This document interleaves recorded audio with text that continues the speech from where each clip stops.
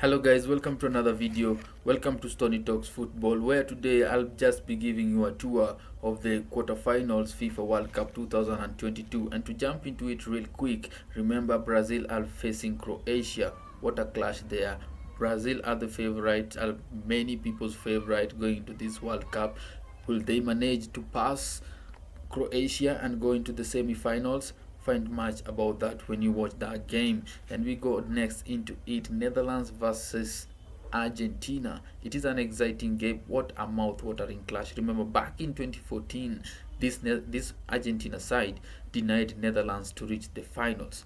Yeah, remember on 20, back in 2014, Argentina managed to reach the finals versus Germany, and Germany went on to lift the trophy. So these are good insights and good history coming to this fixture. The next game is all about England and France. Oh my, talks are coming in.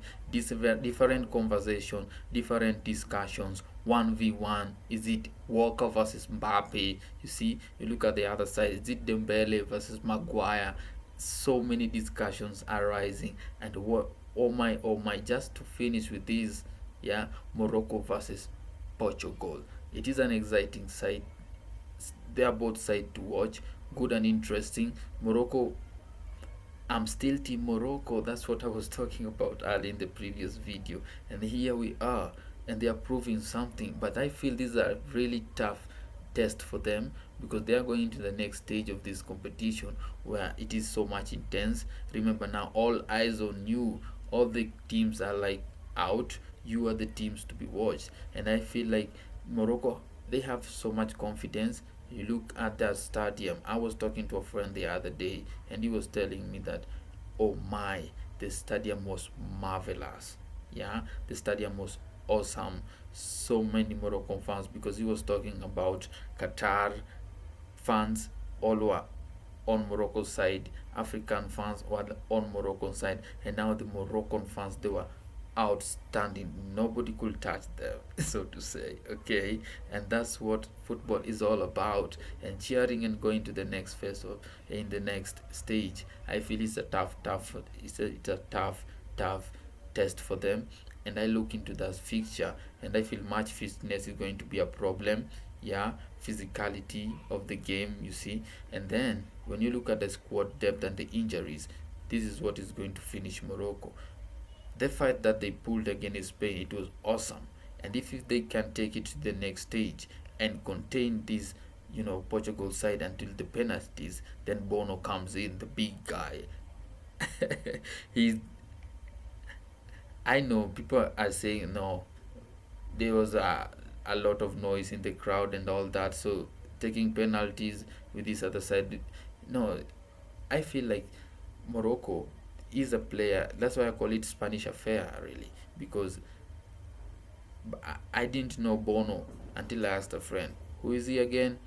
At the club level, he plays for Sevilla, you see, so he knows these guys really good. Like this Sergio Busquets, he has played with them one or two games back in La Liga, you see. So I really do feel like it is a game that is really exciting and good to watch, really, because I feel Morocco, we are coming. But Portugal is a good side. You look at the youngsters that they have in the squad, and they are really doing a marvelous and a wonderful job. Cristiano was benched, and I was, oh, why bench Cristiano? But all the doubts were cleared. I They surprised me by hammering 6-1. That was awesome for them. Really outstanding. I never saw that coming. But pulling such a fight against Switzerland, it was awesome. That is what I said in the previous video. If your team is scoring goals, that's what every coach wants. Okay? That is, you'll have, let me say, easy work to do. You look at your bench, you see, oh my, I bring on so and so is going to change the game, and that's what every coach needs. Now let me jump into this fixture again, Netherlands versus Argentina. It is a good side to watch, and I feel like this game, physicality is going to win you the game, because when you're physical enough, when you lost possession, you try to win your possession back real quick, and that's what every team has shown going into this stage. You look at Morocco nearly escaped, to be honest. Yeah, Morocco nearly escaped. And then when you look at Brazil, when they lost possession, they were really quick to get it back against South Korea. When you look at France, that's what was happening. You lose possession, you try to get it real quick. Look at England versus Senegal. When they lost possession, you try to get the possession real quick, and an outstanding guys are there. Now, when you look at these Netherlands sides, I really do feel like they have something to prove. Yeah, they are physical, they defend as a team. Offensive, they are awesome. Defensive, they are really outstanding. They have Virgil van Dijk. He has shown it at the club level that he can defend, but now he's facing the world best player, Lionel Messi. The previous game was Messi's 1,000 game. Remember, in this 1,000 game, he has 1,122 game involvement going into this game. So these are good stats. Gives him much confidence, and in the form that he is right now, he is a world class and outstanding player. And what a game to watch there. So I feel like they are the best team to watch. Remember, the Dutch were the first side to book their spot in these quarterfinals by hammering United States of America 3-1, and Gakpo was on form. Scored like 3 consecutive games. So when you man mark Gakpo, don't forget about Dumfries, don't forget about Delight, don't forget about Virgil van Dijk. Yeah, you can't man mark a single person. You need to man mark like all of them, and that calls for a very good discussion and clash right there. What a game to watch. I feel like the Dutch have something to prove, because the Argentina side denied their final, so they have like, we are coming to revenge for you. To revenge. Yeah. So then the next feature is about England and France. I have that England have something to prove. Yeah. And if I won't be surprised to see England going to the next stage. Why? Because I looked at that side and I talked about squad depth. The squad that England have, they really have a good squad. It is a good side to watch. You look at Phil Foden, Southgate now has found like his best first 11, because you look at Bukayo Saka coming in, scoring goals. He already has 3 on his side, 3 for him, 3 for England in this competition already. So I really do feel like he's a guy to watch. When you look at the striker Harry Kane, people are talking about Harry Kane not scoring, and then he had that brace against Senegal. It was amazing for Harry Kane. Okay, so I look at these both sides, and I feel like they have something to prove. Look at Osman Dembele. Yeah, look at Kylian Mbappe. He's an outstanding guy, and within the 90th minute, he can give you goals in between.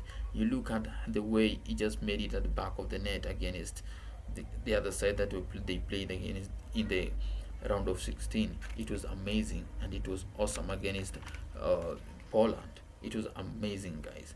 You see, Kelly, and people are talking, what if Mbappe is not on form? Problem? I don't think there will be a problem, because Mbappe stretches out wide, creates space for the central backs to create space, and that's where Griezmann comes in. Yeah, you see them stretching the wing backs, spaces are being created at the central back, and Griezmann comes in with shots, and that's what is happening. You can't afford to miss Giroud with those kind of shots.